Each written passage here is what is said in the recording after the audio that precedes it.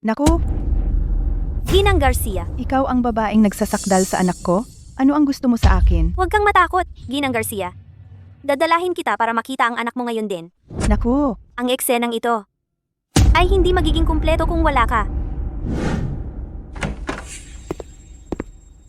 Doktor, kumusta ang pasyente? Maraming dugo ang nawala kay Sofia. May kaunting pagdurugo sa kanyang utak pero naabutan namin siya sa tamang oras. Kaya stable na siya ngayon. Kailangan niya ng 24 na oras na pagmamasid. Maaari ba akong pumasok at makita siya? Maaari pero sobrang hina niya. Huwag kang magtagal. Tara na.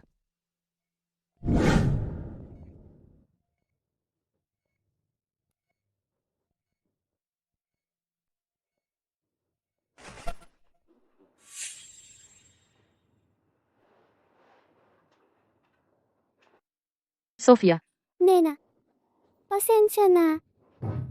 Muntik na kitang mapahamak muli. Sofia, hindi mo kailangang humingi ng tawad. Kasalanan ko ito lahat. Ako ang dahilan kung bakit ka nasaktan.